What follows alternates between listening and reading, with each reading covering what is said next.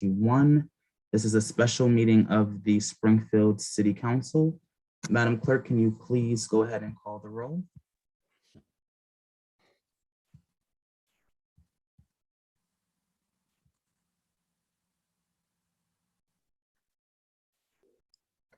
Counselor Edwards. Present. Present. Counselor Letterman. Present. Present. Counselor Gomez.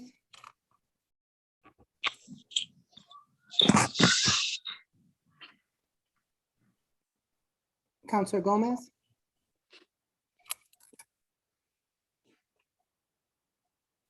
Absent. Counselor Allen. Present. Present. Counselor Kern. Present. Present. Counselor Whitfield. Present. Present. Counselor Ramos. Present. Present. Counselor Brown. Present. Present. Counselor Walsh. Absent. Counselor Davila. Present. Present. Counselor Fenton. Present. Present. Counselor Hurst. Present. Present. Counselor Williams. Present. Madam Clerk, can you please also recognize Councilor Walsh? Counselor Walsh. Present. Counselor Gomez. Present. I believe that's all the councilors that needed to be recognized, if I'm not mistaken. Madam Clerk, can you, Councilor Allen, I see your hand is raised. I'm not sure if it's time to speak yet, but I just wanted to speak once we get to the business part of the meeting. If we're at that point. What particular item, Councilor? So just on the tax rate. Oh, okay, that's the third item on the agenda, so. Oh, that's right. Okay, Councilor thank Whitfield? you. See Councilor Whitfield has her hand down, okay. Madam Clerk, would you be so kind please to call for the first item?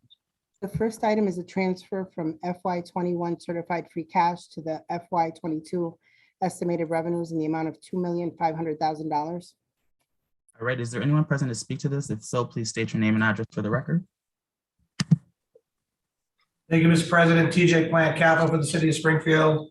The first order is to appropriate $2.5 million to reduce the tax burden for the city of Springfield as part of a larger strategy to commit $2.5 million of certified free cash this year and $2.5 million next year to bring the rates down a bit for our residents and our businesses.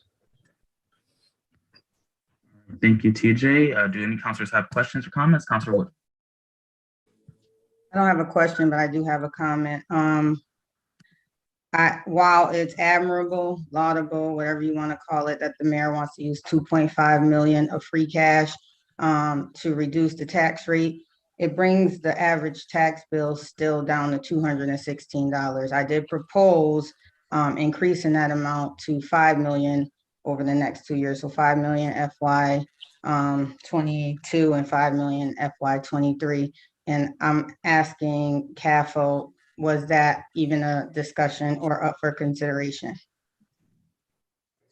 Thank you, Councilor. I had the conversation with the mayor, both when you requested it last week and then again this morning. And the mayor's okay with still doing the 2.5 million and this year and next year for the total of 5, saying it's the fiscally responsible thing to do to ensure that we are approaching it in a way that we can sustain for the future. And just to be clear, we have 27, almost 27 million of free cash. Is that correct? Correct. 27.6 million was certified in free cash this year. 27.6 million. And we want to move 21 million to the reserves fund. Is that correct?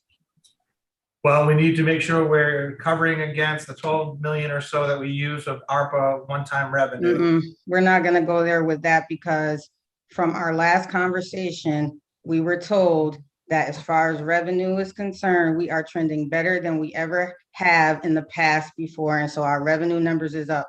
The 12 million. That came out of my mouth, Counselor, so I don't know where that came from. Well, it came from your team. So when you left. So that's where it came from. And you can go back and watch the video. And then the 12 million was because we had a shortfall, but if we're trending better this year, then it doesn't look like we're trending for a shortfall where we would need that 12 million to offset the revenue that we lost during the first year of COVID. Is that correct? That is not correct. So the fiscal responsibility nature of what we're trying to do is we use one-time revenue to balance fiscal 22's budget. And since we certified free cash, I would like to have that around so we don't have to cut services for fiscal 23.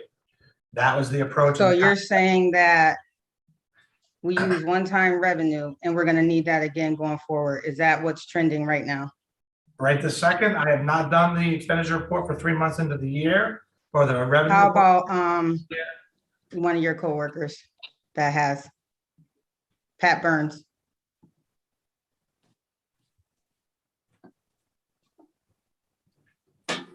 Please state your name and address for the record. Patrick Burns, 90 Clement Street, Springfield, City Comptroller. Yes, we are trending very well on the revenue side, which is good news in my estimation. Hoping to have a free cash number next year, not 27 million, but a healthy amount that maybe we'll need in the future. I mean, the underlying long-term liabilities that the city has are what really is, I believe, driving our decision here that we need this money in reserve because of our pension obligation, our OPEB obligation, our long-term debt obligations. I'd love to see taxes go down, but unfortunately, I'm in the position where I have to recommend to the mayor that he can't do that, and doesn't always make me or TJ very popular. And It's not a popularity contest, but this money is some of the taxpayers' money. And at the time during a pandemic, when people are losing their homes, they're losing their family, they can definitely and certainly use more of a tax break than what the mayor is proposing. So I applaud him on the effort, but I don't want to go into this with our counselors or anybody from the public thinking that we're trending toward a $12 million shortfall that we need to put back in the reserves that we used before, because we didn't. That money came from the government. It came from the federal down to the state, down to the local level. It wasn't, we didn't take it out of free cash and we need to replenish 12 million. This is not the case. That is not the facts. So I want to take the 12 million off the table, although that is what you want to put back into free cash. It didn't come out of free cash. So when we say put it back, we never took it out of reserves before. So I just want that to be clear to my colleagues. It was one-time money to help us during COVID season. Hopefully, if we get into a situation like that again, which we are not trending this year, they will offer us some relief again, but it did not come from reserves fund. So we're not putting it back. It's the amount of money that finance and the mayor wants to put into reserves instead of giving another 2.5 million to reduce the tax bill. So I just want to be clear on that. It didn't come from reserves. We're not putting it back. What we're putting back is $5 million. And I know it's colleagues that don't want me to talk about that, but what we're putting back is $5 million that we took for police misconduct cases. I do agree with that. That's going back into the reserves. I do agree with that. And then I do agree with OPEB and I do agree with pension. With those other things that you said, but I don't want there to be false information out here that we're putting back 12 million that we took out of reserves. Thank you, Councilor Whitfield. Councilor Davila.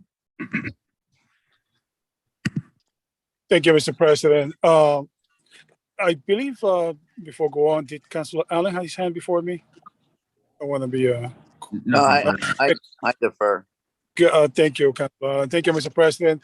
TJ, Pat, thank you for the information.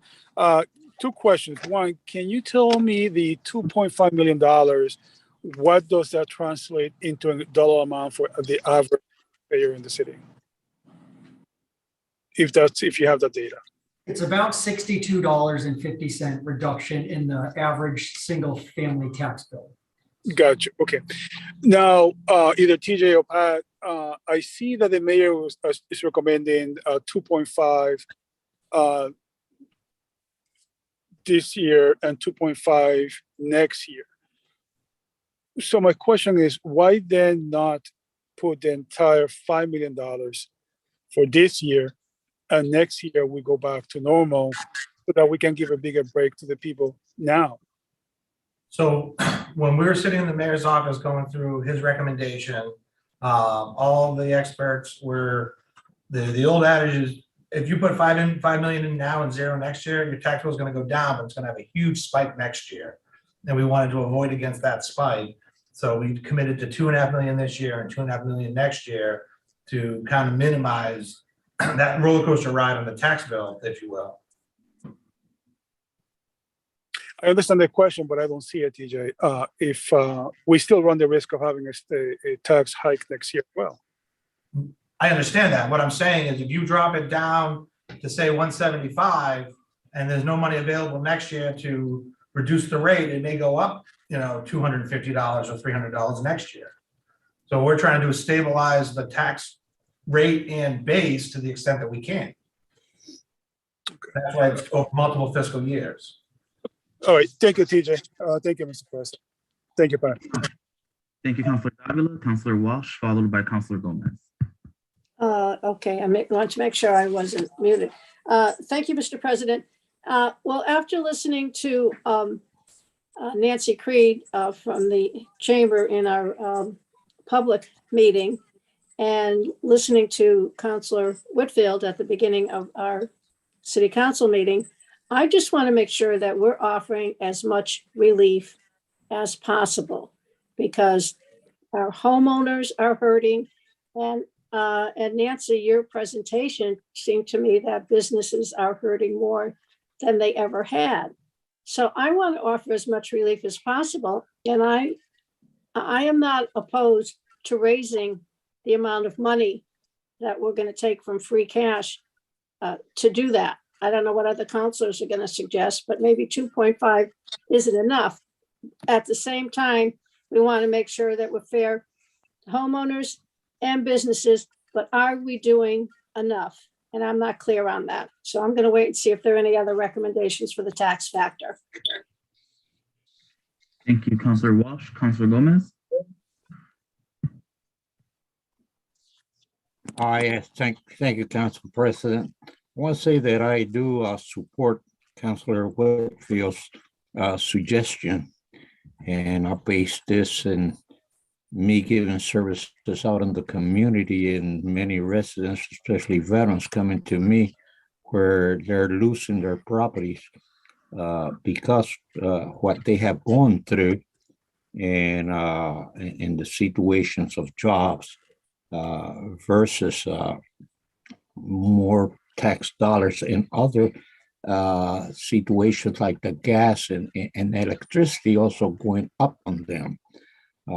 We were gracious enough a month ago to grant the mayor his needs with those $5,000.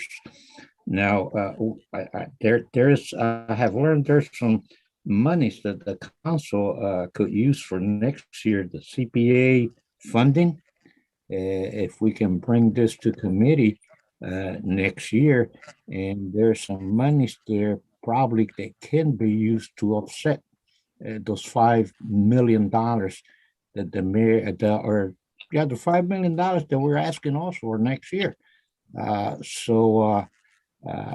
We need to swim. We need to jump into the water and try to help as many residents that we can, and don't be holding out. Tomorrow will come regardless, and tomorrow next year we can deal with this situation when it arrives. But right now, I'm set at the $5 million for this year and $5 million for next year. Thank you. Thank you, Councilor Gomez. Councilor Allen. Thanks, Mr. President. Tonight's meeting, we're talking about two different things, really. How much money comes out of free cash, which the mayor we're going to vote on his recommendation. And there's also the recommendation on the tax factor, the residential tax factor, which is item 3. Yeah, there's some more information that I think it would be helpful. I think it's maybe more helpful on item 3, but maybe it should be mentioned here. And one thing that I've been kind of an advocate for the pensions, our pension funding is, 29 point some odd percent. We are still the lowest in the state. No one else is even in the 30% funded, where everybody else is 40% or above. So I think if we were going to ask the mayor to take any more money out of free cash, I think we could reasonably put on the table that we should be supplementing the pension budget, as Mr. Burns just pointed out. Obviously, we all want to give as much tax relief as we can everywhere. But I don't think this discussion on if there was going to be a change in any free cash amount, that it should necessarily automatically go to the residents. I'd love it for that to happen, but our pension payment this year is like 55 million, somewhere in that range. And maybe Pat, could you confirm what we paid in 2021, this past July, and what we would be paying next year in fiscal year, excuse me, in July of 21, we paid the fiscal year 22 budget amount. What was that, Pat, if you don't mind my asking? The city portion in fiscal year 21 was approximately 48 million. It went up to 52.2 million this fiscal year. In next year, it's going to be 57.1 million. Now that's only the city portion. There's other components. There's a component from the school department, a component from the Water and Sewer Commission, and a component from the Springfield Housing Authority. When you factor all those components in, our payment in FY23 is 93.1 million. That's what keeps me up at night.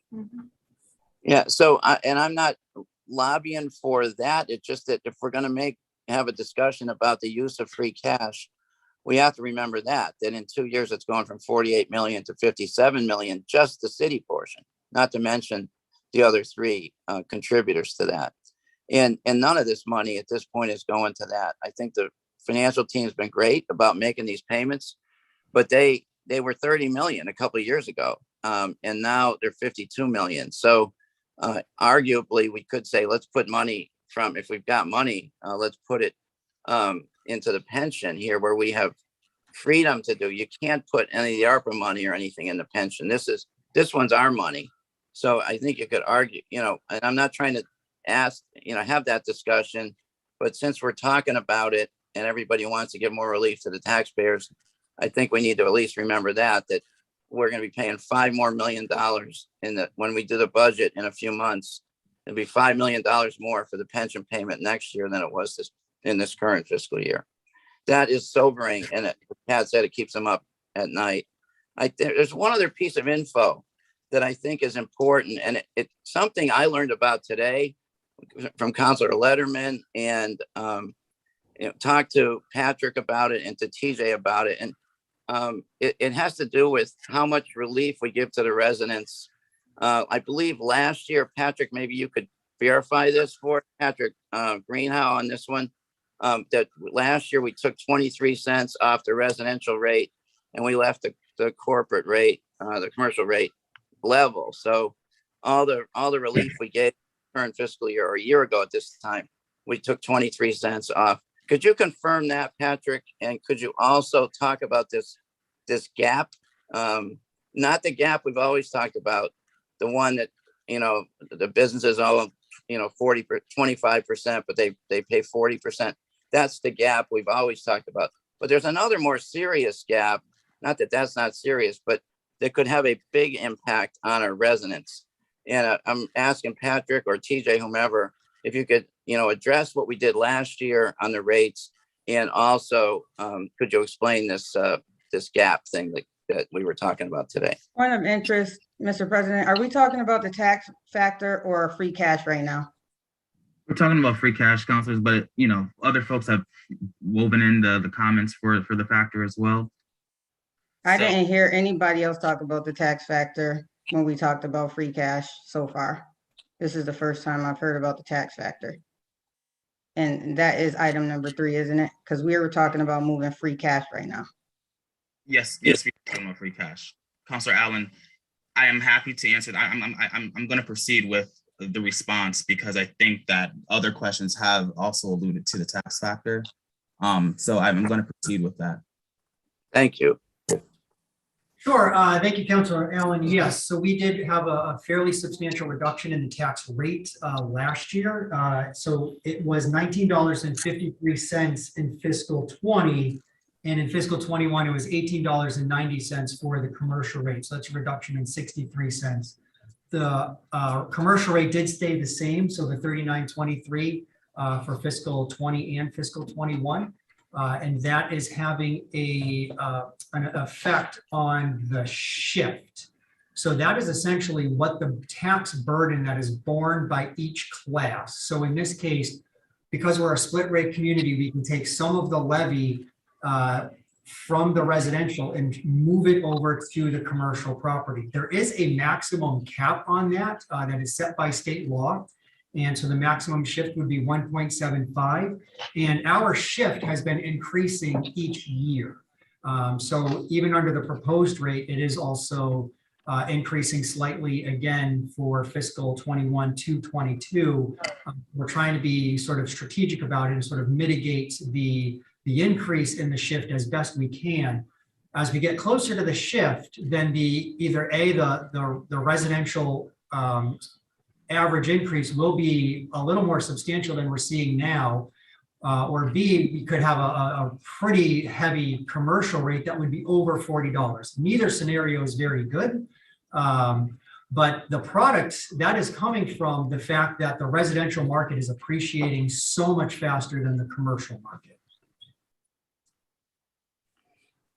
And thanks, Patrick. But is there a risk of, are we getting close to this risk of residential rates going up very high some year if we hit that point? Yes, so the shift from fiscal 21 to 22 proposed under the mayor's rate represents about a 1% change. At that change, if we were to put it out however many years to find out when we'd hit max shift, it would be about fiscal 28 under the mayor's recommended rate. If we looked at a rate, say level with the commercial rate,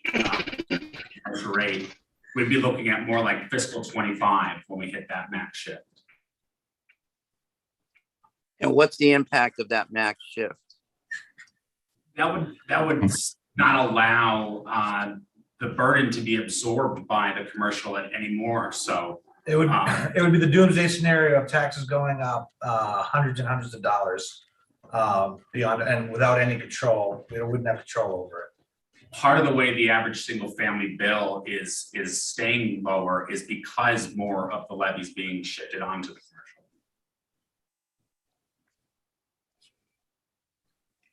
Okay, thank you.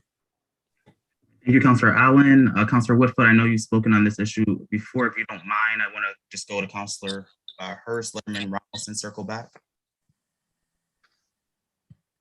And Fenton, actually. Thank you, Mr. President. I'll just start off by saying I agree with Councilor Whitfield. I think $2.5 million is just not enough.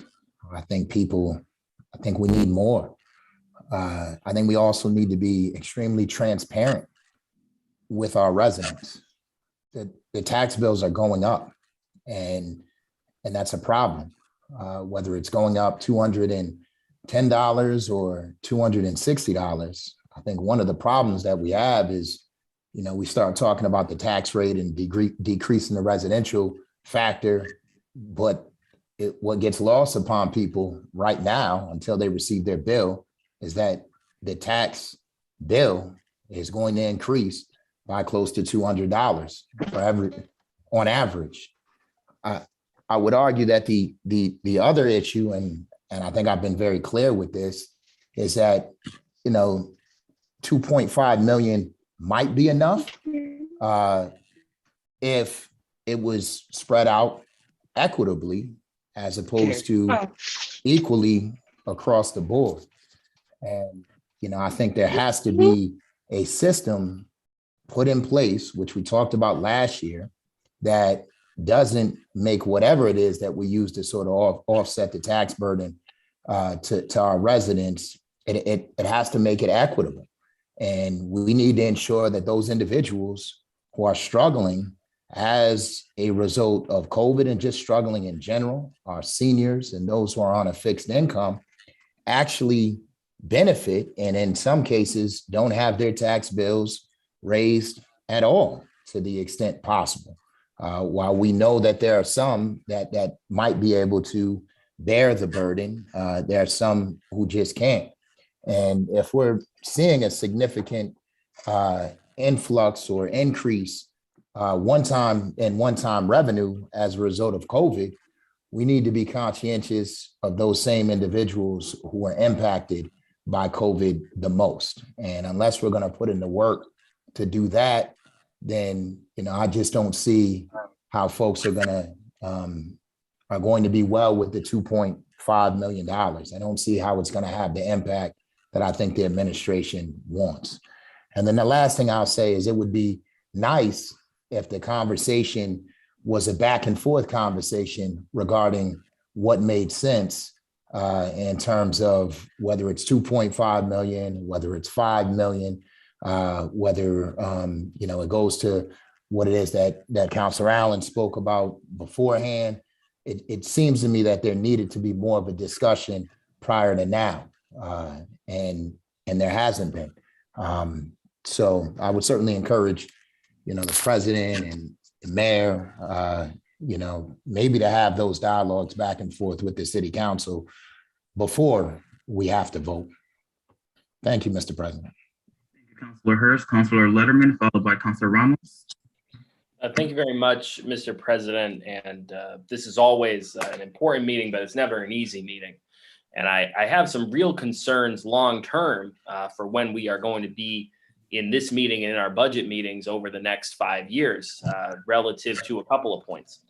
So the first question I have on the 2.5 million annually that's being proposed this fiscal year and then committed for the following fiscal year. How many times have we done this? So this is my 4th year on the council. I know we did it last year. What other times have we made this contribution of either free cash or whatever source it is to reduce the overall burden? How many times have we done it? This will be the 3rd time, Councilor, that we are looking to do this. And so, well, I guess 3rd, and then next year will be the 4th, but it's not one that DOR looks favorably upon, but it's one that we balanced and weighed and discussed and debated at length of what's fair, what's fiscally responsible, and what makes sense. And to get to the point of the max shift, that was a serious conversation and the deliberate decision to bring down the residential rate by 8 cents and bring down the commercial rate by 18 or 19 cents was to stem off and buy us more time for the market to either correct itself so the shift's no longer an issue, or to avoid any maximum jumps in our residents' tax bills. So the contribution of additional funds is not only at whatever amount is not only reducing the overall burden, which is of course it's somewhat in some cases is not very much, but it's not only reducing the burden, it's reducing that maximum split because we're taking some pressure off at the top. That's right. That's correct. Okay. So then say we fast forward 3 years, we're in our 3rd fiscal year from now, we did the 2.5 to 2.5. Our levy is still going to be increasing because we're seeing massive increases every year in the pension. We're seeing massive increases every year in healthcare costs. Take everything else out of it, just pension and healthcare costs alone and cost of doing business is increasing every year. But the big drivers are not things that we're going to be able, they're non-discretionary. So my question is, we know we're still going to have to raise money 2 years from now. Is this 2.5 million and 2.5 million and million from last year all just get put right back on top of the taxpayers 3 years from now? Correct. So that's why we're trying to do the planning purpose where we can keep them lower now, knowing that we got to kind of keep revisiting this conversation without avoiding the massive increase in 3 or 4 years that could happen. Right.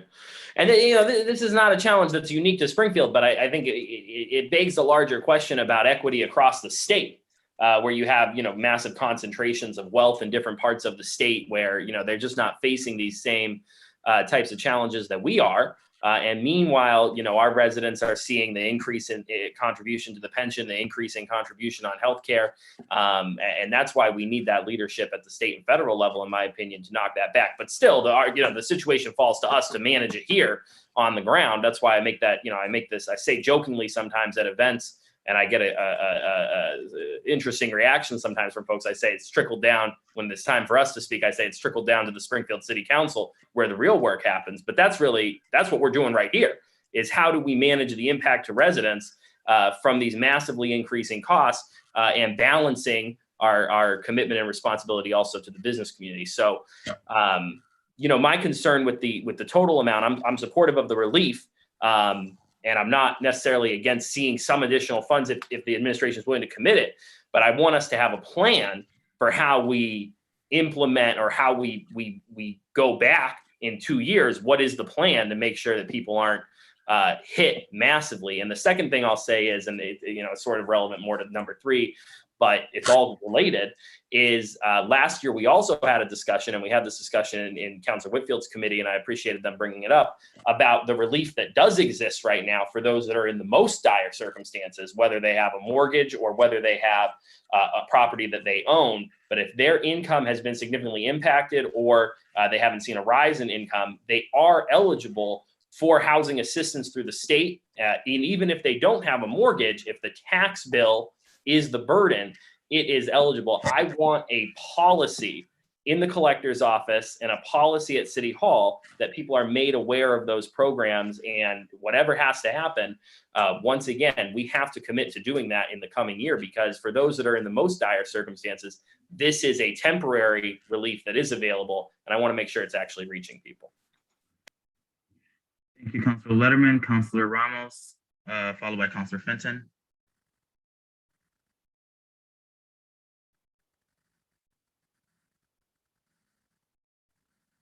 Councilor Ramos.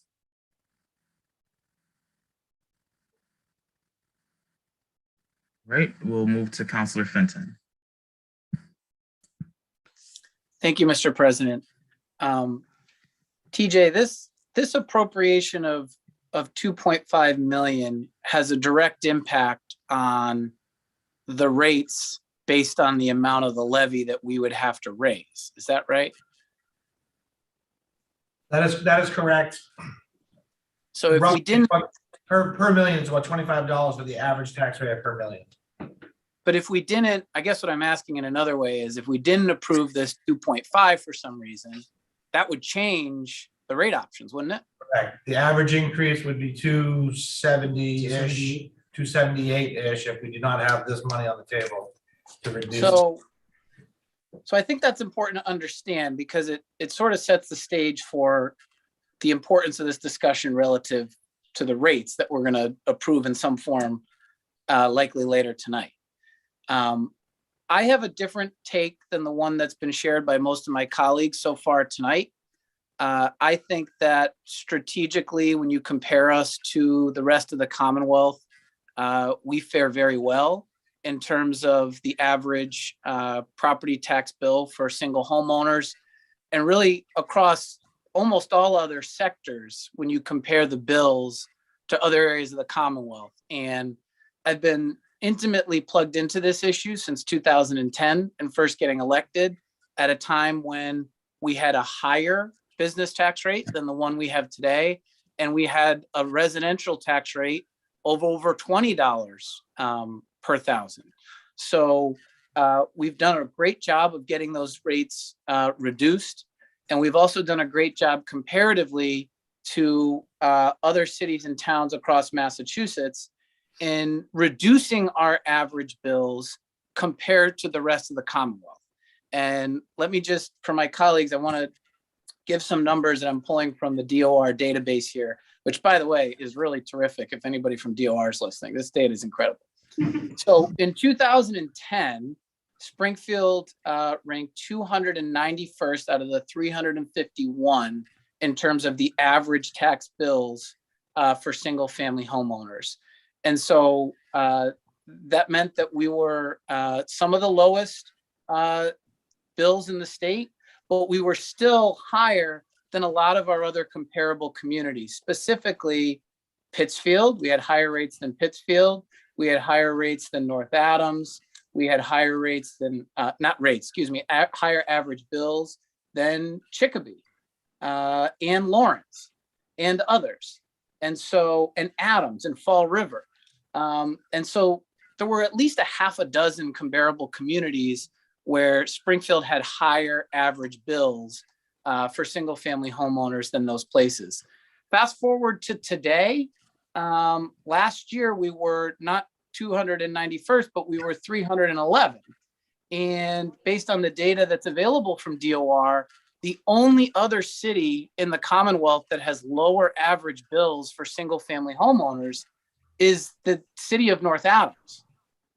The other list of residents, communities that have lower average bills than we do, they're nothing like our city. It's places like Athol, Mount Washington, Cheshire, Clarksburg, Beckett, Tolland, Windsor, Otis, Savoy, Irving, Monroe, Florida, Rowe, Hancock. I mean, places that have very little in common with the city of Springfield. And so I feel that our tax burden that is borne by residents, and a lot of people feel that $1 is too many, is comparatively a bargain when you look across the Commonwealth. And so I appreciate the gesture based on the increase in values that we're seeing in the real estate market and this request to appropriate an additional $2.5 million to reduce the levy. But in a way, I feel that it's overly generous when you compare it to the great job that we've been doing from a fiscal responsibility standpoint over the course of the last 12 years. And I thought that it was important to share that perspective. Thank you, Mr. President. Thank you, Councilor Fenton. Councilor Ramos, I see you back on the call. I know you had your hand raised. Did you want to speak before I turn it over to Councilor Whitfield?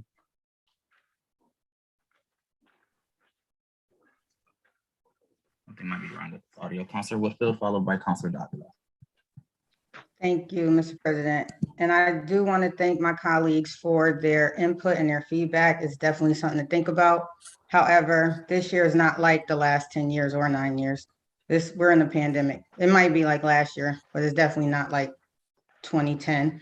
And if we really want to think about 3 years from now, let's look at the whole picture, because I remember a couple of meetings, TJ said recession is coming.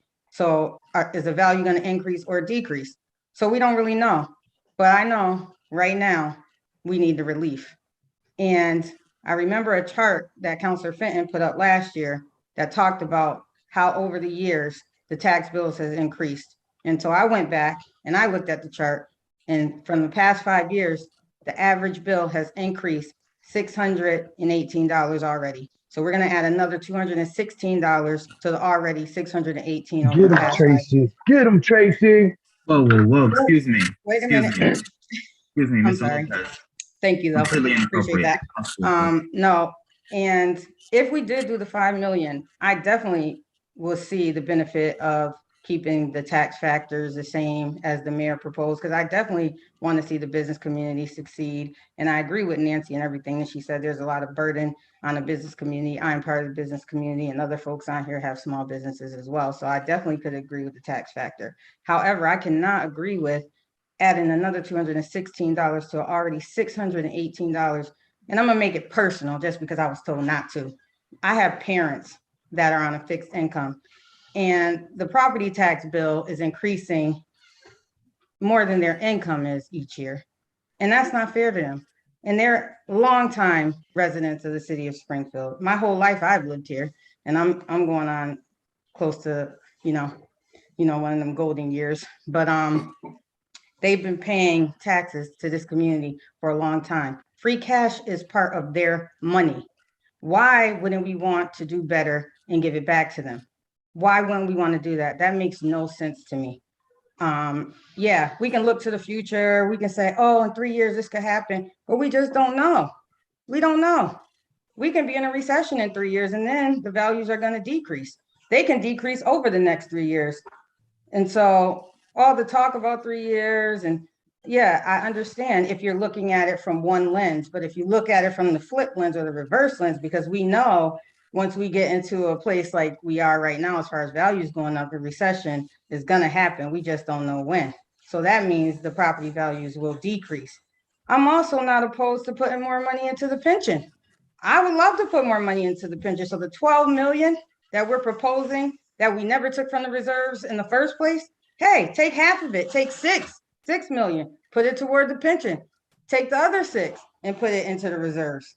I'm not opposed to that either. Let's look at all the benefits that we can have. We've never been in a situation where we had $27 million of free cash that we can do something with. But hey, if you don't want to use free cash, let's look at that MGM bucket. Let's look at the bucket of money that we have been having sitting there. I remember when I first became finance chair, we had a big meeting with the community. We said we have this MGM money. It's kind of like discretionary. We could do these things with it. That bucket has increased since then. How come we didn't look at any of that money? I know Freddie mentioned it. We were told when MGM came, it will help reduce property taxes. These things are not happening. But we do have another bucket of money that we can use to reduce the property taxes. We can look there. We don't have to look at free cash if that's the big burden for the administration. And so all this is personal to me. So when I speak from a personal standpoint, and I'm going to continue to speak from a personal standpoint, but it's also a professional standpoint because I'm also a resident that own a home, that pay property tax, that have been paying property tax for the past 17 years. That's how long I've been a homeowner, and I have seen my bill increase. So we have to think about all the factors.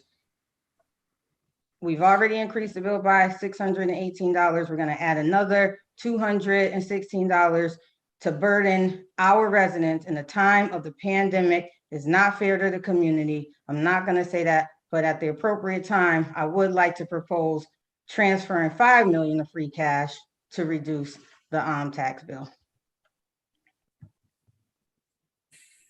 Thank you, Councilor Whitfield, Councilor Davila, followed by Councilor Ramos. Thank you, Mr. President. Before I go on, I would like to echo what one of my colleagues said before, that this is by far my least favorite time of the year because we always caught between a rock and a hard place. And this is a difficult decision. There's a multi-factor layer to this decision, important decision that we have to make. I do like to echo what they say, that we, the city council, should be involved in these discussions early, so that we don't end up with this now. This is the third year that I do the tax, second year that I do the tax factor. This meeting, and it's I wish I would have been part to give my input before we get to this point. With that being said, I have to remind us that we are a poor city, that we have a limited tax base here in the city of Springfield. A lot of the people who are pensioned, we have a huge moral obligation with the pension, with those that have a pension in the city or retirees. A lot of them are also homeowners, and so the mayor has said very clearly he wants to do 2.5 million this year, 2.5 million for next year. I think that we can do better. I think that the need is now. I know we talked about the future a lot, but again, keep talking about this market thing and the invisible hand who's going to come in. What I think is going to happen is, it's all pie in the sky, in my opinion. People need relief now. Again, I just want to make it for the record that I wish we could do more to help people. If that's not possible, I am reluctantly inclining supporting this. But again, I want to make it very clearly that I do think we can do better than what we're doing now. Thank you, Mr. President. Thank you, Councilor Davila. Councilor Ramos. Thank you, Mr. President. Just a quick question for TJ. TJ, if these transfers are approved tonight, where does that leave us in terms of free cash? It'll leave us with 22.6 of certified free cash available. And when, what are the plans for that 22.6? So my goal is to shore up the reserves to the extent that we can to weather any recessions or any downturns in the economy that could be heading our way. But we want to replenish the 5 million that we just did for the police department law settlements. I'm hedging, and I know it's not $12 million that we use in one-time revenue, whether we need it all next year or not, I don't know yet. I don't have a crystal ball, but proper financial planning allows us to say we use 12 million in one-time revenue. We might as well raise that in the off chance we need it to have it available. We need to do 10% of the 27.6 into OPEB trust fund to start addressing our long-term OPEB liability. So, you know, really when it comes down to it, I say it leaves us 2.6 million to deal with the emergencies that come up. Now, is that not saying there's not money available for us to collaborate and appropriate for other stuff? I'm not saying we wouldn't use free cash for some other projects or other areas. What I am saying is, you know, professionally, reputation and fiscally a responsible approach is the 2.5 million this year and 2.5 million next year. You know, as a way to acknowledge and recognize we have programs out there that are available that were rescue plan money, but with the rescue plan dollars, we have money available for rent assistance, utility assistance, mortgage assistance. You know, there are programs that we just put out a housing initiative, RFP for housing needs for our residents. So there are pockets of money available that can help our vulnerable population. Sure, but in terms of the free cash, when will we be seeing these requests for the additional spending of the free cash? Depends on the issues that come up and what the priorities are of the mayor and the city council. Okay. Now, Mr. President, I know that there was a couple points I want to make. Number one, there was a mention of potential motion, to increase the amount of money that will be transferred. I don't believe that we have the authority to do so. We only have the authority to reduce the $2.5 million request. Is that correct? That is correct, Councilor. A member of the council cannot vote to raise the amount for a mayoral, financial order. And so the only way to put more money into this request would be at a future meeting with a new financial order made on the mayor's behalf, correct? Correct. Okay. Now, one last point I want to make, Mr. President, because we've gone through this, or I've gone through this. This is my 8th year, and my final year that I'll be voting on setting the tax rate. One of the points that I've always frequently made is the fact that the time to have the discussion of, you know, whether or not there should be an increase in property tax rates. We've been told this in the past, and we mentioned it in the past, is the budget process. Once we vote on the budget, we are essentially voting on what the gap is going to be that we're going to be making up for property taxes. And I actually voted against the budget 2 or 3 years ago because of that very reason, because I knew that we were headed in the trajectory that we were going to be increasing property taxes.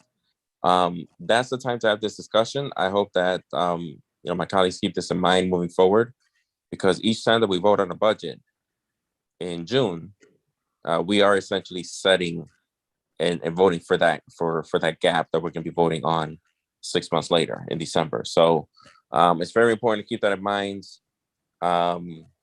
because that's the time to have that conversation. Unfortunately, this is the position that we find ourselves in because we've already approved the budget. But just wanted to make that point, Mr. President. Thank you. Thank you, Councilor Ramos. Councilor Davila. Thank you, Mr. President. Just a quick follow-up. TJ, with the home, you mentioned the all the pockets of money available for people out there. The program that we set up that we approved for Wayfinders for the home, for the mortgage and home and rental assistance program, up to when is that going to last? And is the administration looking to expand the program into next fiscal year? So we've done a $2 million investment into the Wayfinders program. We recently added 300,000.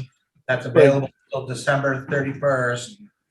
Okay. That state has a significant amount of money set aside if the legislature can appropriate it or come to conference committee agreement. And then we would look at using rescue plan dollars to further subsidize and add further resources to the program when necessary. Very well. Do you have a rough idea how much I'm entitled? Excuse me, what was the question? Do you have a rough idea how much I'm entitled for the future? I mean, the state has set aside probably, I can't, don't quote me on it, but then it's definitely 100 million set aside statewide for housing assistance.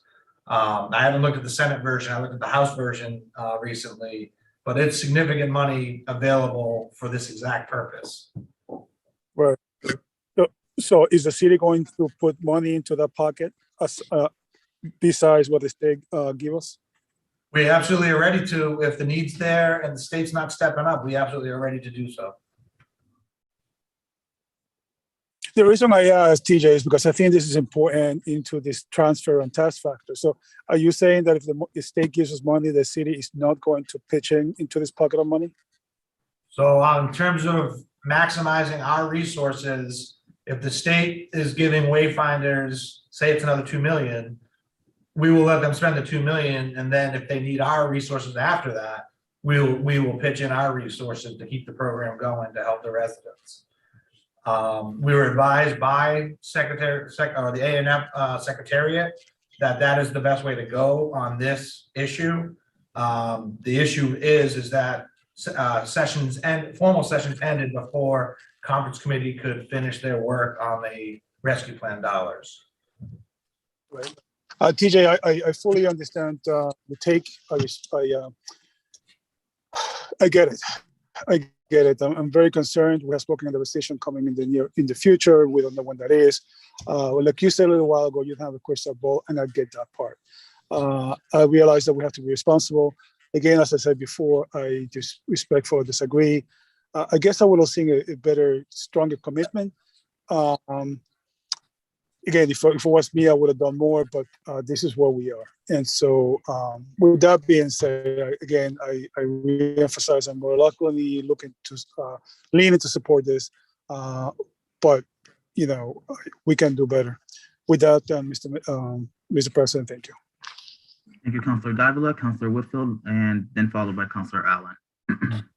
Well, since my other plan failed, I'm not going to be able to increase the amount.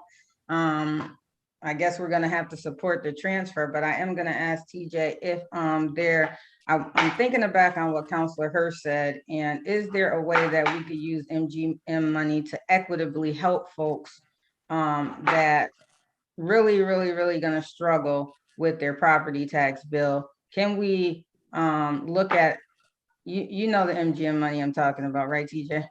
Yes, I'm familiar with it. Okay, can we possibly use that for those that really need help paying their property tax, some type of program to help them with that?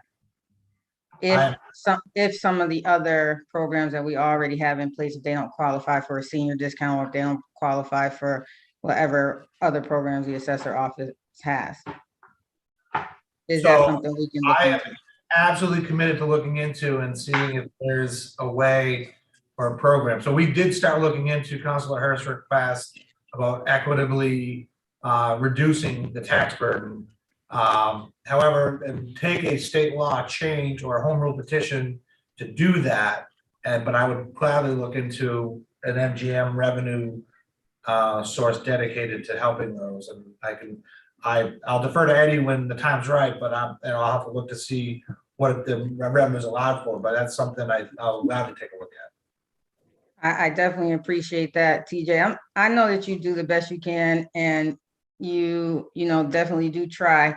I just think that we could do better for the businesses and the residential community this time. And the only reason I propose another tax factor, and we'll get to that later, is because we just need to give our residents more of a break. And I know it was only like $8 less, but $8 is $8 when you're hungry. You can use $8 to do something better. So I definitely appreciate you saying that you will look into the MGM bucket of money that's sitting there and maybe doing something equitable based on Councilor Hirsch's suggestion for our residents in the community. Thank you. Councilor Whitfield, Councilor Allen. Councilor Allen, you're muted. Yeah, sorry. Following along, listening to the comments from from Counselor Davila, Counselor Whitfield, Counselor Hurst. Obviously, everybody wants to have help the residents as much as possible. And I'm wondering if you could, you, TJ, or Patrick, or somebody on your side, if you could create a document that gives us information. We talk about different things like Counselor Whitfield just mentioned, the MGM money. You know, there's tax relief programs, there's Wayfinders has it. I would love to have, you know, a handy dandy sheet that says, here's the things that can help someone who's in a jam paying their taxes or paying their mortgage, whatever. We talk about it, and I think you guys talk about it more often because you're doing this day to day. But if you could create a document for us that we could all have and be able to talk intelligently to this about other programs that are available, that would really be helpful. So I respectfully request that you guys produce something like that.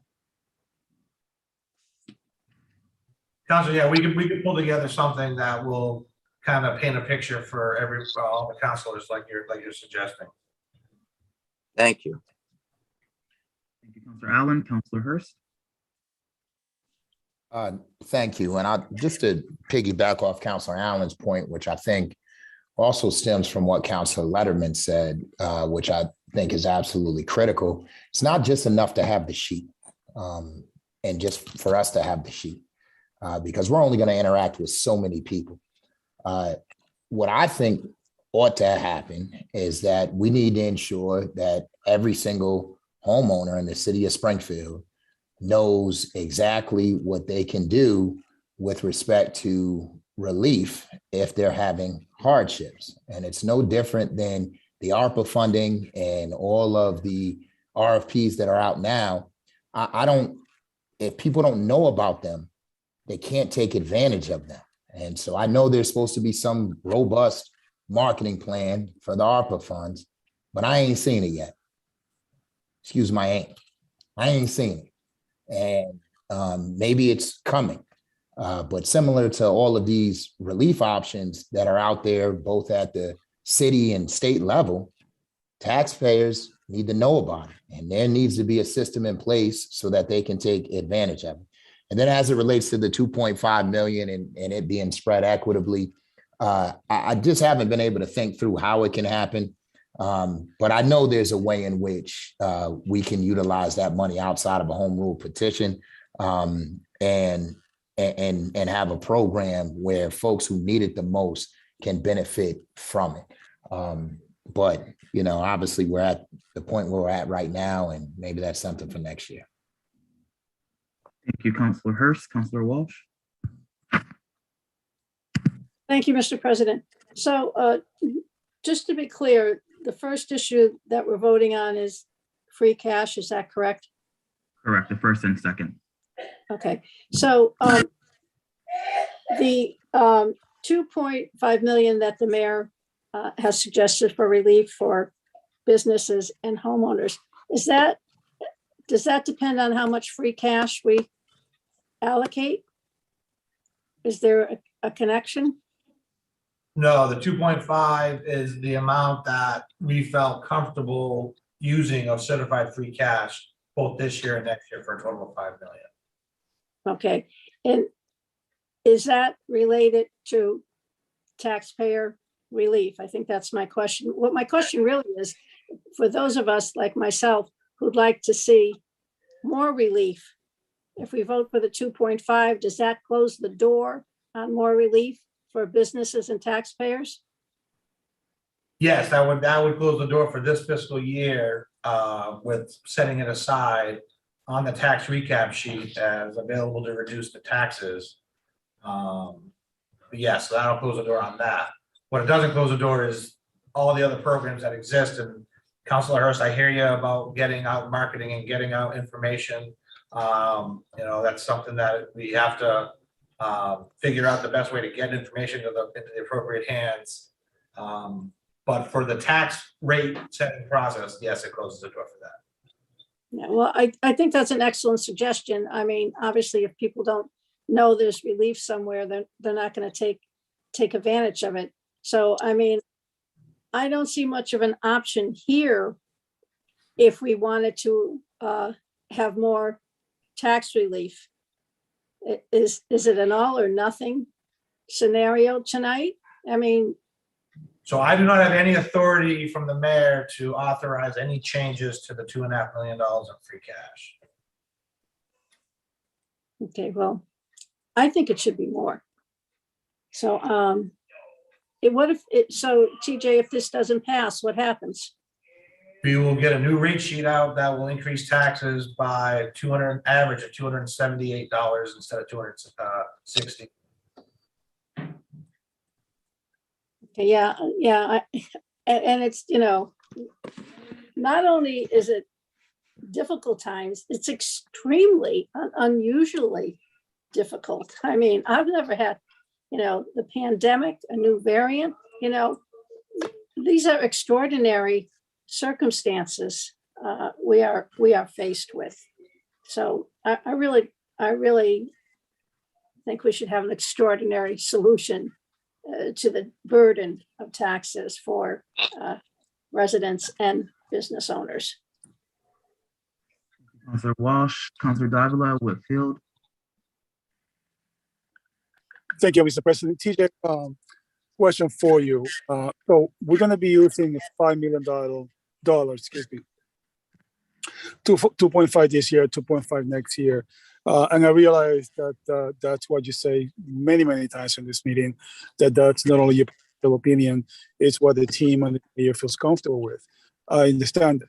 So let me see if I can think outside of the box here. Let me propose something to you and to the administration, because again, I think we can do better. But this is what we have. It seems to me you guys are not willing to increase that amount, unfortunately. So my question is this: if we're going to use $5 million regardless, do you see a scenario, or do you think the mayor might be open to using, for example, 3.5 this year and the remaining 1.5 next year? No. Would you like to elaborate on your no? No, I don't have any authority to change the amount this year, and the mayor gave me no indication he's willing to move off the $2.5 million that's being recommended in this process. Okay. Very well. Very well. Thank you, Mr. President. Thank you, Councilor Davila, Councilor Whitfield, followed by Councilor Hurst. This is tough because the person that we need to negotiate doesn't come to the negotiating table. So I would love it if we can have an opportunity to speak with the mayor. I would love it if he would be invited to one more meeting. We don't have to vote tonight. We don't have to vote tonight. We can keep negotiating this. But I haven't even had a conversation with the mayor, and through a press release, I did ask to speak to him. And I called him a couple of times to try to set an appointment, and he is not answering my request. And so if we could get him to the table and talk these negotiations through, because if you don't have the authority, we need the person here that does, because that's how you negotiate things. And a lot of us on this call don't feel comfortable with the 2.5 million. Some may, I don't. Councilor Walsh does not. Councilor Davila does not. But the person that we need to negotiate the amounts with isn't here. And so, I'm willing to have a meeting with the mayor tomorrow at his convenience or whatever day. I know that you're on a time crunch to get the tax rate factors set, but I'm not gonna rush it. I'm not gonna rush it because I'm here to do what's best for the community. And right now, I don't think 2.5 million is the best option that we have for our community. And so I'll keep negotiating, and then whatever we have to do at the state level is what we will have to do. But the person that we need to negotiate with needs to come to the table so that we can make those informed decisions. So I don't know how we go about tabling it or waiting, but that's what I'm going to propose. I'm not proposing that we move forward with the 2.5 million at this time. Whitfield, Councilor Hurst, followed by Councilor Gomez. Just a quick question, TJ. When does this money actually make it to the reserves? You said you're proposing for some of this money to make it to the reserves? It can't make it to reserves unless the city council appropriates to reserves with a 2/3 vote. So Fair enough. So some of this money is going, or all of this money is going to reserves. How much money is going to reserves? At this point, all we're doing is earmarking or setting aside 2.5 million for this year and committing to 2.5 million next year. Everything else sits in unappropriated free cash. Okay. Until the city council moves it. So there are parameters as to how we use the 2.5 million that is going to reserves that says that we have to apply it across the table. Is that accurate? Is that what you're saying? Yeah, At the so, state? yeah, the 2.5 million that's being put on to reduce the tax rate will be applied across the board based upon the state law and the way the tax factors say. But it's coming from the reserves, correct? Coming from unappropriated free cash, certified free cash. So it's not coming from the reserves, or am I confused here? You're confused. Okay, so it's not, that 2.5 million is not going to the reserves. No, it's going to be set aside for tax relief this year and set aside for tax relief next year. Which is why the state law applies across the, which is why the state law applies, right? So if it were, if it were in the reserves, then does the state have jurisdiction over how it is we use our reserves? No, they do not. Okay, all right, so we're getting somewhere here, TJ. So what I will bring back, and because I'm actually intrigued, is to do a program like you're asking, we need dedicated revenue. And the MGM revenue is a dedicated revenue source that I actually would look into that as a way to get you and the council where you want to be in terms of helping those most in need. I can't make any promises, but I am definitely I'm intrigued by it, and so I'd like to dig into it a lot more. So I appreciate that, TJ. And I think that was where I was going before. I just don't have the time to put into it. But I think you understand my point. It's a part-time, I mean, this is part-time, which most of us put in full-time hours. I know it can happen. I know it can happen. And it's just a matter of folks wanting it to happen. And so that is the frustrating part for me. And so that little extra nugget, that just came about in this conversation, I mean, that's a start, but it's difficult to break it all down because it's complex, but I know it can happen. And so my hope is that it's the same way I felt last year, is that we can figure it out and give our taxpayers more relief who are struggling. And I would be, I'll stop there. I'll defer to my colleagues. And Council, I've had extended conversations in the past few days or so with the team here to have that exactly the conversation that you've requested. Thank you, Councilor Hurst. Councilor Gomez, followed by Councilor Letterman.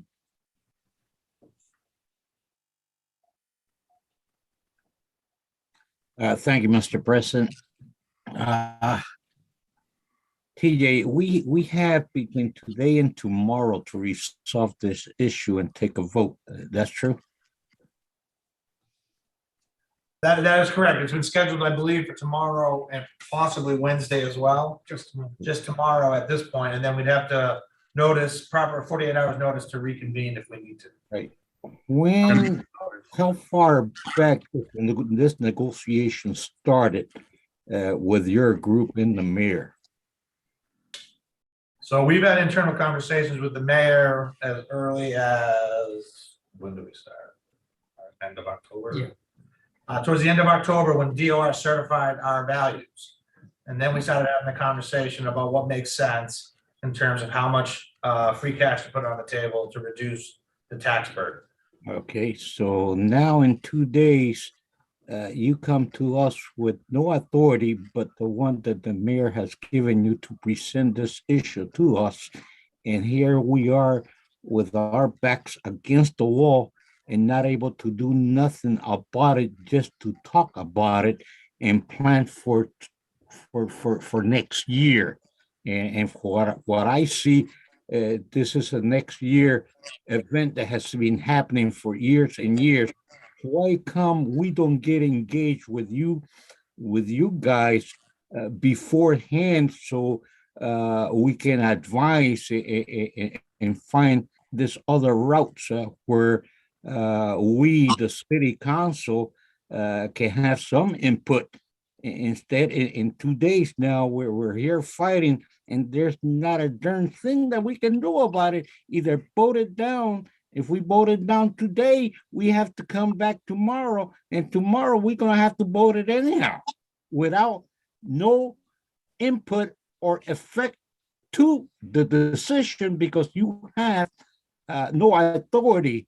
And as Councilor Whitfield say, the individual that has the authority is behind some closed doors, not facing us.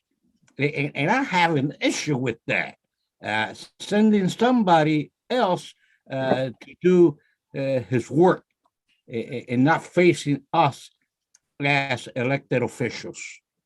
And that's where I stand with this. I think that early on before we get here, before the city council gets here, because I'm not going to be in the city council next year, as I did not run, but my colleagues here will be facing the same issue come next year. 2 days, either take it or leave it.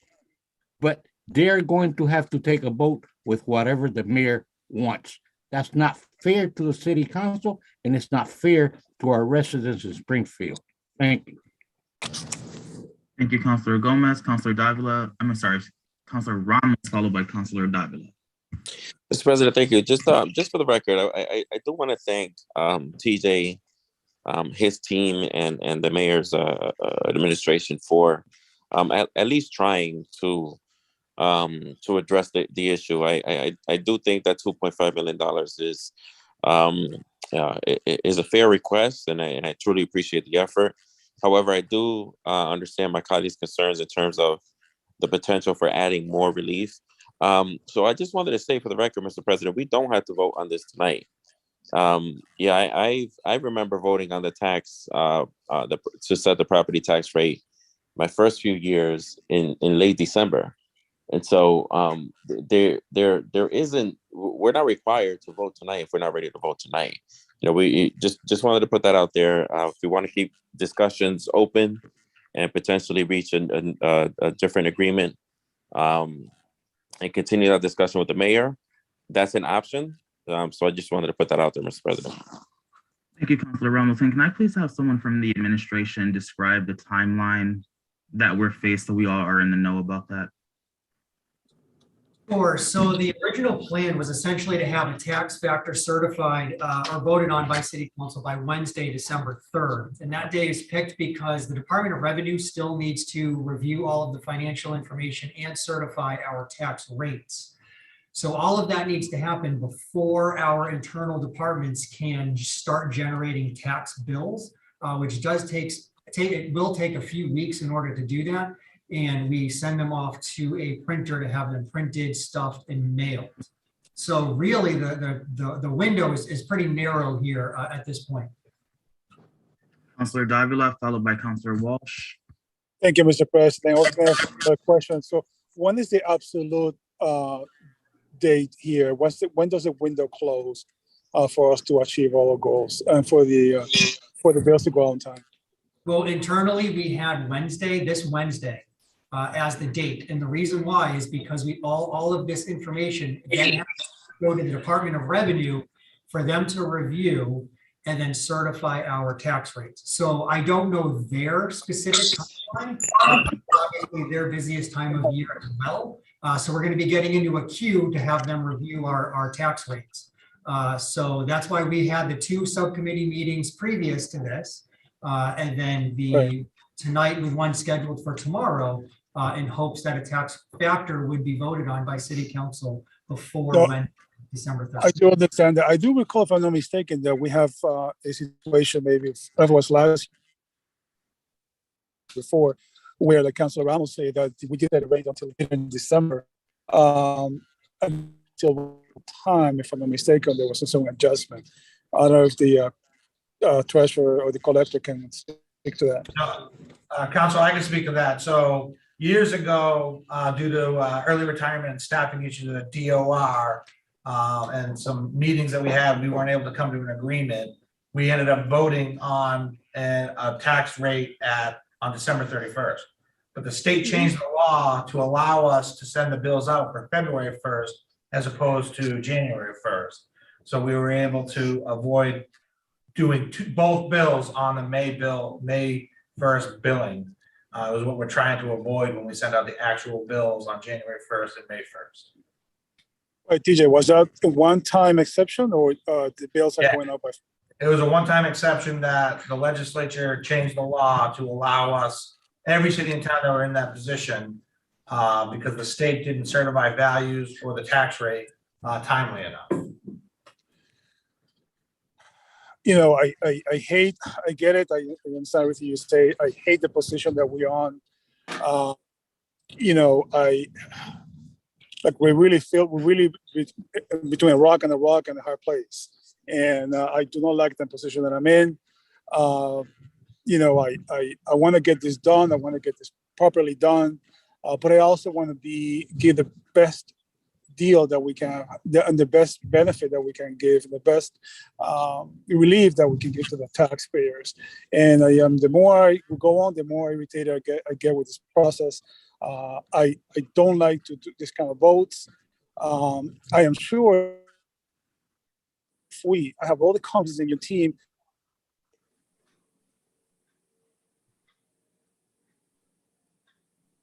Councilor Davila? First and everything. Because Councilor Davila, you're breaking up.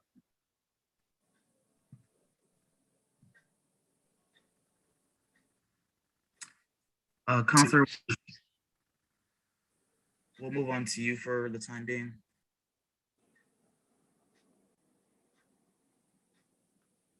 Councilor Walsh. Yes, thank you. TJ, you may remember that I was chair of finance when we took that late vote. Because I do remember that it was after Christmas that we voted on the issue. I'm not ready yet to support the motion because I don't know how my colleagues feel, but is there, based on your team's hard work, and you guys have worked hard, we appreciate that. Do you think there's a number between 2.5 and 5 that the mayor might feel? What if we went to 3 million? I mean, is there a number out there that we could suggest that you could come negotiate and come back to us? Because my sense is people are uncomfortable with the vote tonight. So I had this exact conversation about, is there a number other than 2.5? And the answer to me was no. 2.5 is the number he's most comfortable with, and that financially responsible number. So I can certainly, if we don't get the vote tonight, I can certainly ask him tomorrow if there's any more wiggle room.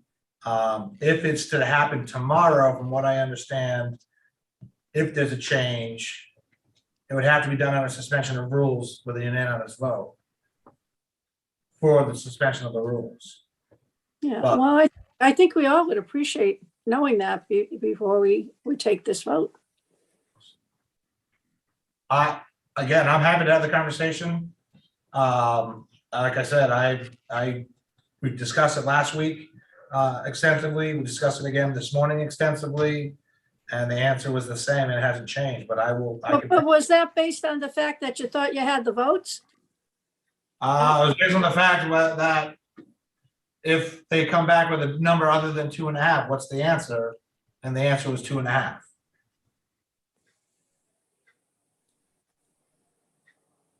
Well, I can see that you're in a difficult position too, TJ. But I certainly, you can tell from the conversation tonight that we do want to see a different number and would appreciate that option being discussed, because we as a group, or as a council, as a body, have not discussed it yet. Like I said, happy to have the conversation. This was put out a little over a week ago as the mayor's recommended tax rate.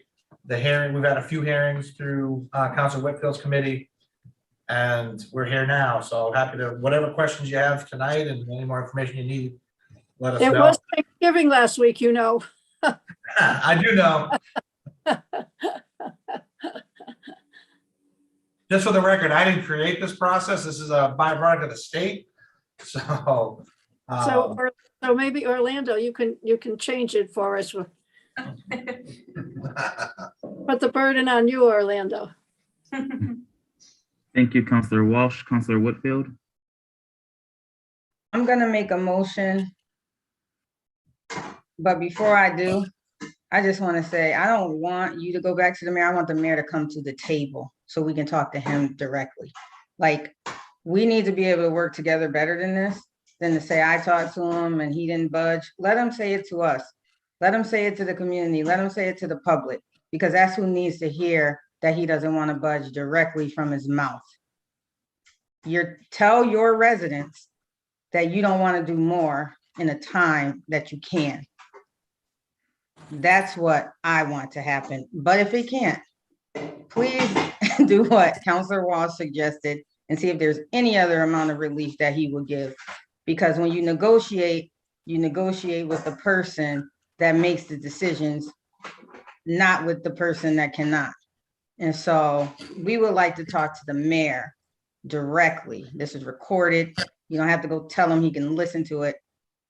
We want to hear from him. We want him to tell his residents that he doesn't want to do more for them in a time that he can. So with that, I'm making a motion that we send this item to committee to keep the negotiations open and not vote on moving the free cash as it stands. Second. All right, there's a motion on the floor by Counselor Whitfield and properly seconded by Counselor Gomez to continue the item. Madam, can you please call the roll? So Letterman. Just a point of clarification, Mr. Chairman, is the motion to send it to committee or is the motion to continue? Continue, I guess. To continue. Yeah, my friendly amendment would be to continue. That was the only. That was my Continue. Thank you, Counselor, because I don't want to have another committee meeting. So continue. Yes, motion to continue. Continuing the item. I'm sorry, Madam Clerk, I'm sorry, Counselor Davila on the motion. Yeah, Mr. President, I'll be brief. So if we continue this matter, item number 3, the tax factor itself shall be continued, correct? I would say yes to that, but I will defer to TJ. Sorry, I'm sorry. Can you repeat the question? If TJ, if we table item 1 and 2, we should table item number 3 itself instead of the actual. Yes. Correct. Okay, so Mr. President, does that require 2 different motion, or can we make one motion including all 3 points or 3 items? I want to dispose of this motion for this item and then we can take the other 2 together. No problem. Thank you. All right, motion on the floor. Madam Clerk, please. Continuing the item, Counselor Edwards? No. No. Counselor Letterman? Yes. Yes. Counselor Gomez? Yes. Yes. Counselor Allen?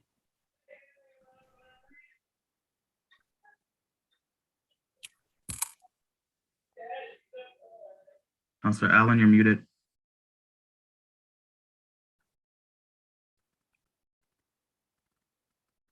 Okay, sorry, no. No. Counselor Curran? Yes. Yes. Counselor Whitfield? Absolutely. Yes. Counselor Ramos? Yes. Yes. Counselor Brown? Yes. Yes. Counselor Walsh? Yes. Yes. Counselor Davila? Yes. Yes. Counselor Fenton? No. No. Counselor Hurst? Yes. Yes. Counselor Williams? Yes, the motion to continue has passed. Counselor Hurst. Just a quick question. When are we continuing this until? Tomorrow. Till tomorrow. Got it. Counselor Davila. No, there was no mistake, Mr. President. No question. Madam Clerk, can you please call the next item? The next item on the agenda is a transfer of FY21 certified free cash to FY23 estimated revenues in the amount of $2,500,000. All right, is there anyone present to speak to this? Please state your name and address for the record. Thank you, Mr. President. TJ Plant Capo. This is the second part of the $5 million, $2.5 million this year, $2.5 million next year, to set it aside. I think given the vote the last, just a minute ago, renders this one moot. Yes. Counselor Fenton. Motion to continue. Second, Motion made by Counselor Fenton, seconded by Counselor Walsh. Counselor Davila on the motion. No, Clerk, can you please call the roll to continue? And continuing item number 2, Counselor Edwards. yes, Yes, Counselor Letterman. Yes. Yes, Counselor Gomez. yes, Yes, Counselor Allen. Yes. Yes, Counselor Kern. yes, yes, Yes, Counselor Whitfield. Yes. Yes, Counselor Ramos. Yes. Yes, Counselor Brown. yes, Yes, Counselor Walsh. yes, Yes, Counselor Davila. yes, Yes, Counselor Fenton. Yes. Yes, Counselor Hurst. Yes. Yes, Counselor Williams. Yes, the matter is continued. Madam Clerk, the next item, please. The next item on the agenda is tax factor for fiscal year 22. Can I please entertain a motion at this time to continue this item as well? so moved.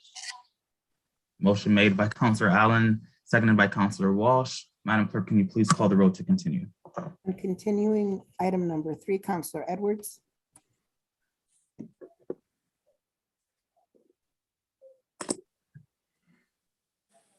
Counselor Edwards.